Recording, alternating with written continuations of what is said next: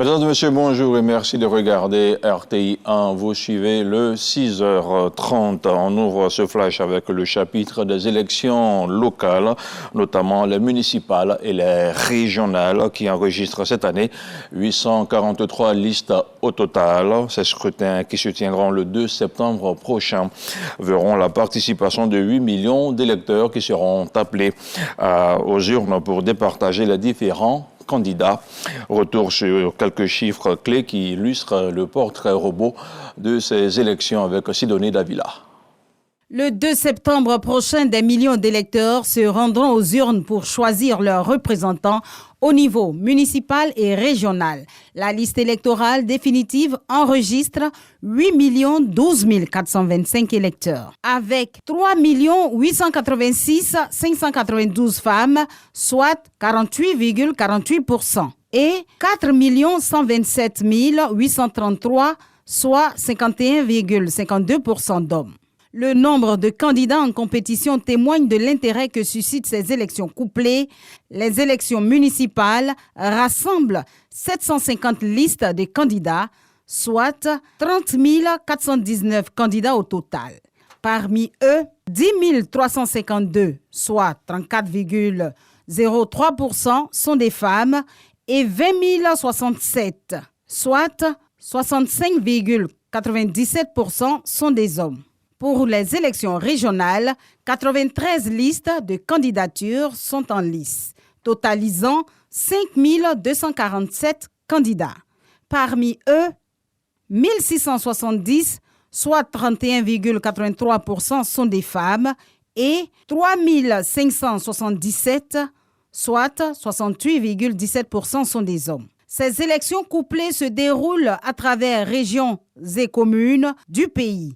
Pour ce faire, les citoyens auront accès à 10 761 lieux de vote pour 23 524 bureaux de vote. Au niveau du dispositif sécuritaire, un effectif de 34 400 agents sera mobilisé pour garantir le bon déroulement des élections, à savoir 14 000 policiers, 14 000 gendarmes, 4 718 militaires, 1282 forces mixtes et 24 postes de commandement.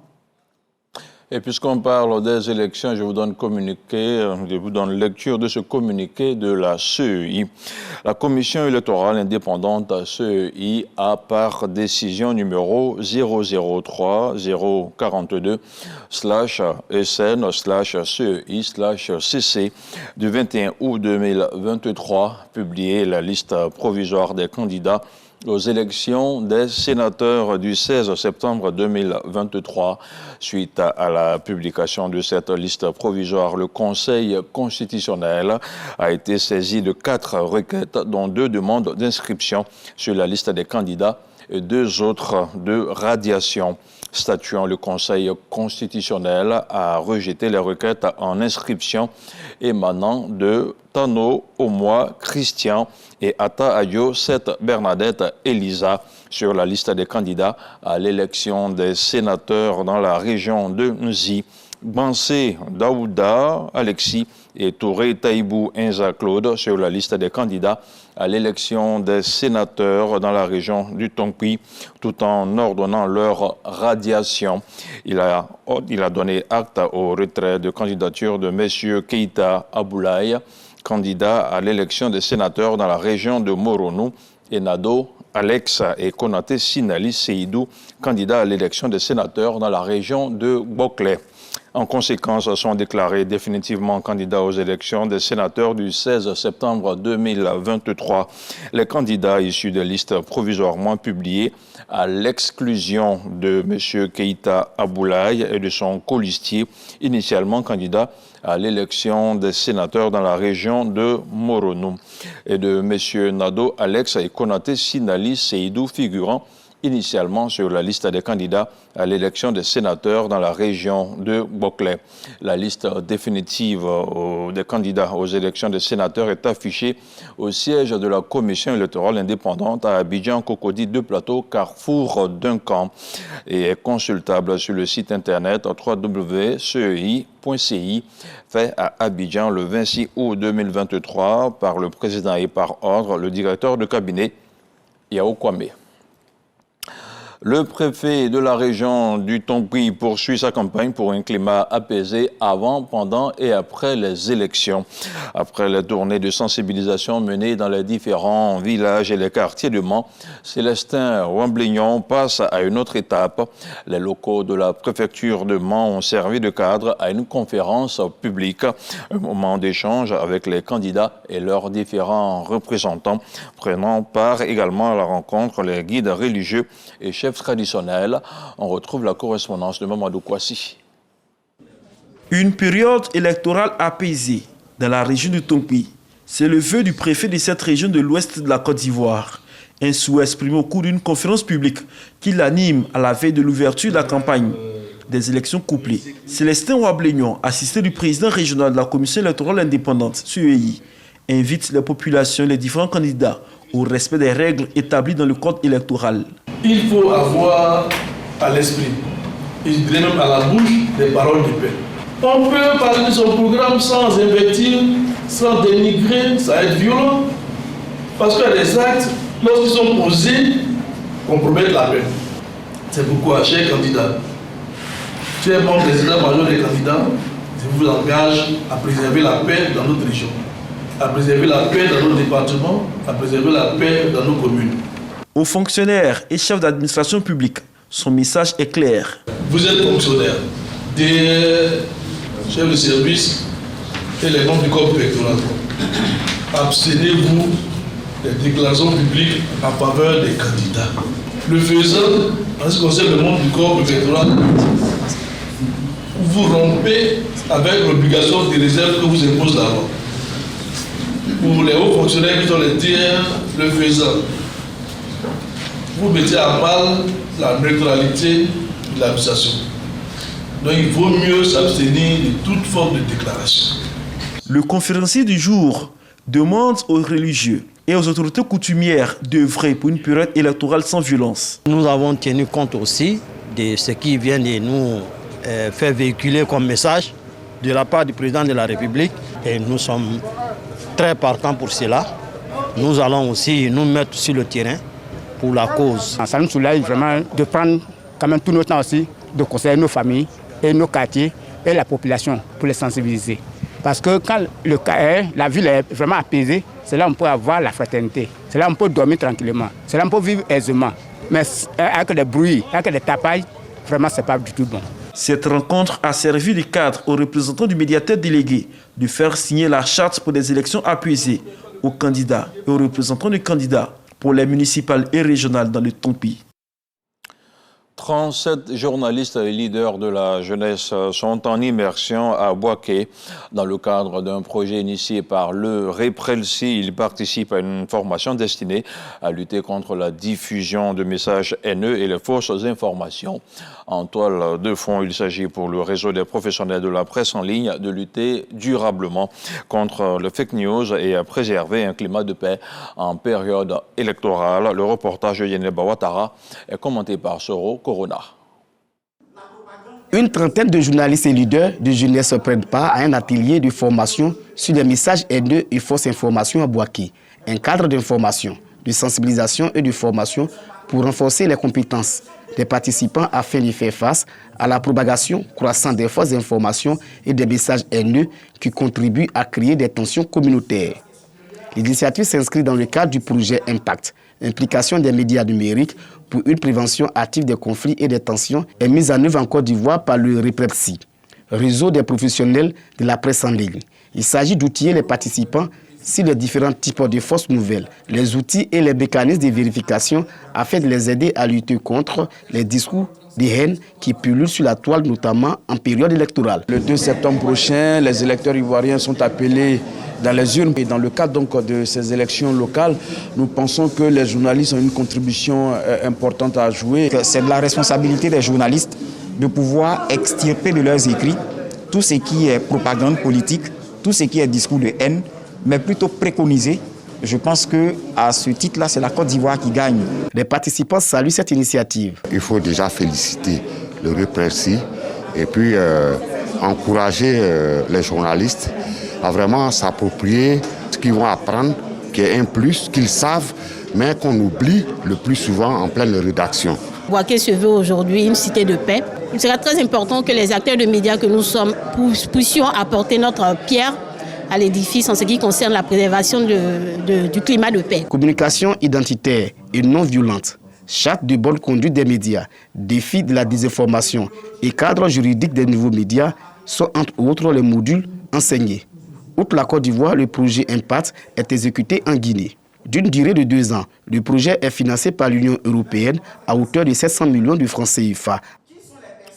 On parle maintenant de culture. Les rideaux sont retombés sur l'édition 2023 de l'émission Clash Musical, le concept de vacances qui met en confrontation divers genres musicaux ivoiriens.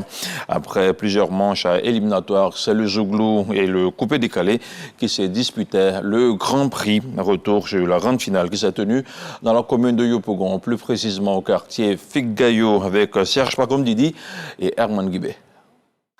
Yopougon, place Figgayo Palais, finale Clash Musical, émission de vacances, de variété, produite par RTI 1. Cette finale qui oppose le Zouglou au coupé-décalé.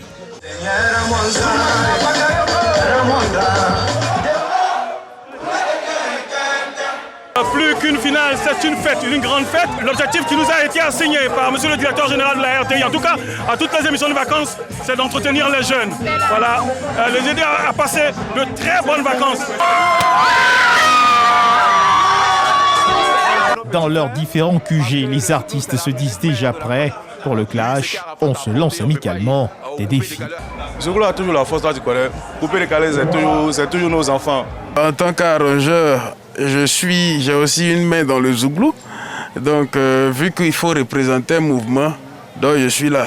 Sinon, au final, on dira que c'est la musique ivoirienne qui gagne. Cette tête forte actuelle du coupé-décalé harangue la foule.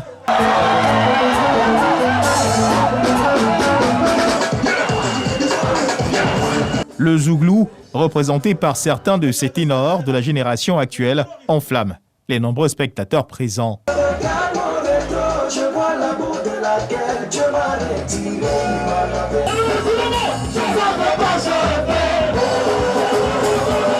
Composé de 5 membres, le jury a la lourde tâche d'opérer un choix.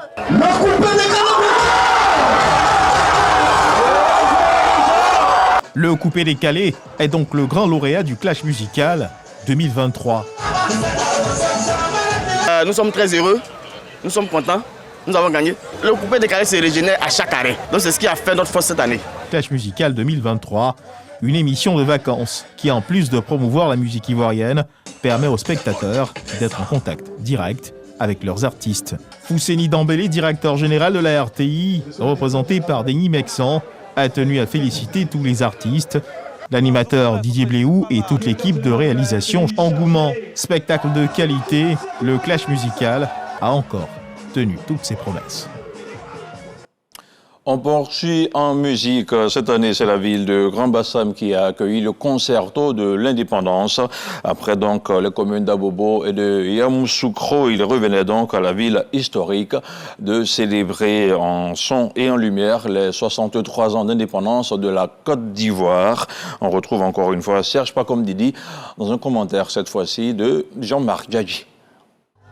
Les populations de Grand Bassam sont sorties en grand nombre pour célébrer en musique les 63 ans d'indépendance de la Côte d'Ivoire. Vu l'importance de l'événement, des dispositions sécuritaires sont prises, comme en témoignent ces spectateurs heureux d'accueillir le concerto dans leur localité. Je suis venu assister au concert parce que ça fait très longtemps qu'il n'y a pas vu certains artistes, donc je suis venu les voir. La sécurité est fiable. Sur scène, Ce succès des artistes de différents genres musicaux au grand bonheur des spectateurs.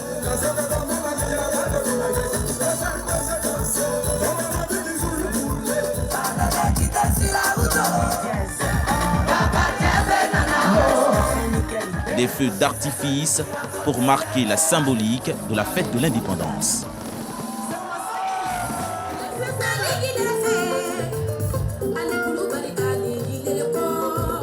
Ce concerto de l'indépendance pour la jeunesse à Grand-Bassam répond à la volonté du chef de l'État Alassane Ouattara de redonner à la fête de l'indépendance son caractère tournant d'autrefois. Nous sommes à Grand-Bassam, au nom du chef de l'État, pour emmener toutes les populations jeunes et moins jeunes à communier pour la solidarité dans le cadre des festivités de l'indépendance de la Côte d'Ivoire. Le maire de Grand-Bassam et autorités politiques, tous expriment leur satisfaction au vu de cette effervescence. Cette année, le président de la République nous fait l'honneur d'être la ville hôte de ce concerto pour l'indépendance. Et c'est une grande joie et une fierté pour nos populations. C'est l'occasion pour nous de lui témoigner toute notre reconnaissance pour cette marque d'attention. Le concerto, c'est aussi et surtout des prestations artistiques en live. Cette édition a fait la part belle à Ariel Chéné, feu follet du coupé décalé.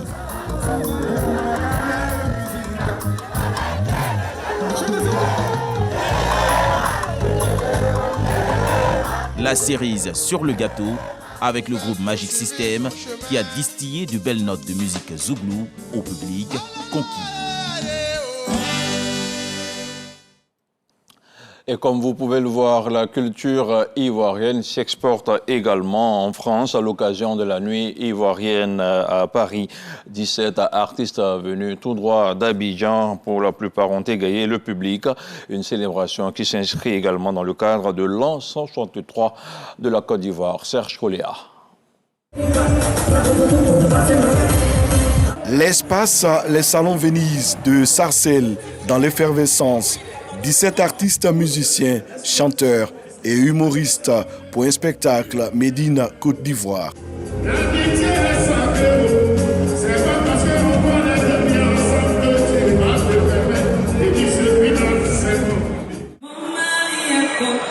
Depuis que je suis lancée, il ne savait pas que ça pouvait être la tête. Le public composé d'Ivoiriens, mais aussi d'Africains et Européens, frémit au rythme de l'ambiance. Nous les Ivoiriens, on se retrouve ensemble pour la nuit ivoirienne. C'est une bonne initiative. Que chaque année, il y ait une nuit ivoirienne à Paris, pour vraiment consolider cette culture-là qu'on a en Côte d'Ivoire. La nuit ivoirienne à Paris s'installe dans les cœurs.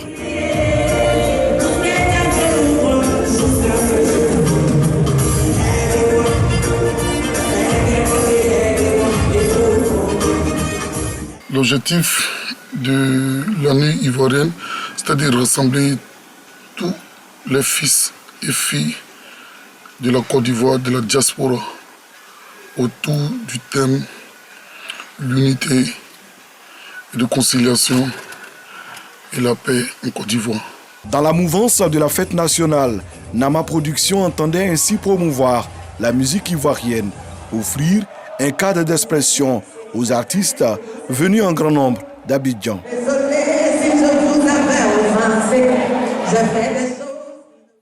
Dans l'actualité internationale au Zimbabwe, Emmerson Mnangagwa a été réélu lors d'un nouveau scrutin présidentiel. L'opposition crie à la fraude pour un scrutin dont la régularité a été dénoncée par plusieurs acteurs, un vote marqué par des dysfonctionnements. Selon des résultats proclamés, il a recueilli 52,6% de suffrages contre 44% pour Nelson Chamisa, son principal rival, à la tête de la coalition des citoyens pour le changement 3CC. L'opposition ne reconnaît pas ces résultats proclamés par la commission électorale. Même tonalité du côté de la SADC, la communauté des États de développement d'Afrique australe, qui a jugé certains aspects du scrutin non conformes aux principes de l'organisation régionale. Lors des dernières élections générales de 2018, le président Emmerson Mnangagwa faisait déjà face à l'avocat Nelson Chamisa. Le chef de l'État du Zimbabwe avait été élu de justesse et une victoire déjà contestée à l'époque. Présidentielle également au Gabon, le gouvernement annonce une coupure d'Internet et un couvre-feu.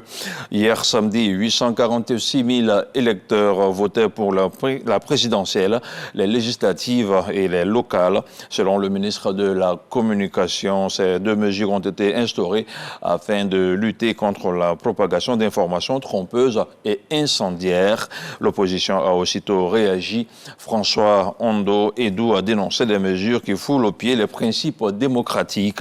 Le porte-parole de la coalition Alternance 2023 parle de décisions d'un autre âge prises par un pouvoir qui ne veut pas voir la démocratie se développer au Gabon. Et puis on termine à Madagascar où l'ancien président Eri Rajaonari Mampianana va briguer un nouveau mandat présidentiel. Candidat malheureux à la dernière élection de 2018 alors qu'il était le président sortant, le fondateur du parti HVM a été choisi hier samedi 26 août à l'issue d'un congrès national du parti pour le représenter lors de l'élection présidentielle qui aura lieu le 9 novembre prochain. Il est le deuxième ancien chef de l'État à se lancer dans la course à la présidentielle après Marc Ravalomanana. Voilà, c'est la fin de ce point d'information. Merci de nous avoir suivis. Restez surtout sur RTI 1. Je vous dis à demain.